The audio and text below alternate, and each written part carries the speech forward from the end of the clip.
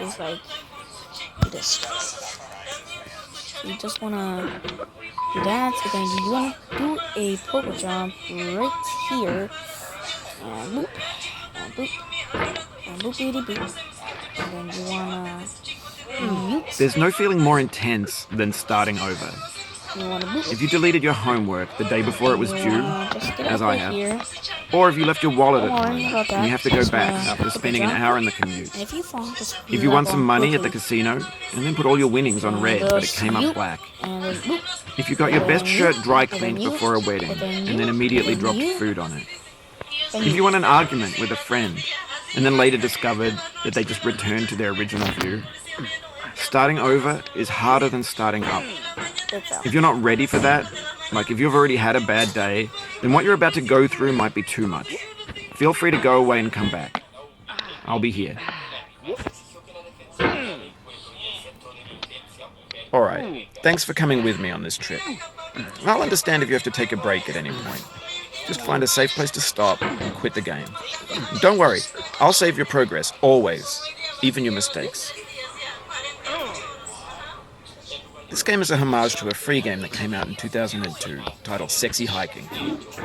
The author of that game was Jazuo, a mysterious Czech designer who was known at the time as the father of B games.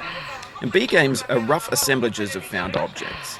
Designers slap them together very quickly and freely, and they're often too rough and unfriendly to gain much of a following. They're built more for the joy of building them than as polished products. In a certain way, Sexy Hiking is the perfect embodiment of a B game. It's built almost entirely out of found and recycled parts, and it's one of the most unusual and unfriendly games of its time. In it, your task is simply to drag yourself up a mountain with a hammer. And that act of climbing, in the digital world or in real life, has certain essential properties that give the game its flavor. No amount of forward progress is guaranteed.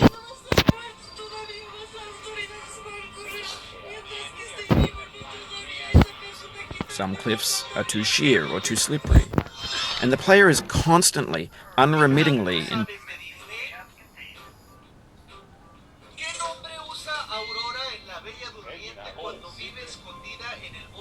danger of falling and losing everything.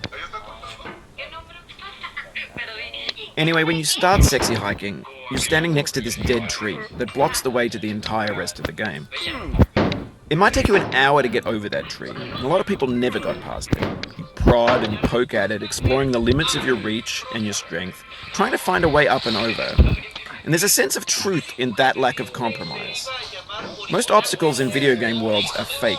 You can be completely confident in your ability to get through them once you have the correct method or the correct equipment or just by spending enough time. In that sense, every pixelated obstacle in Sexy Hiking is real.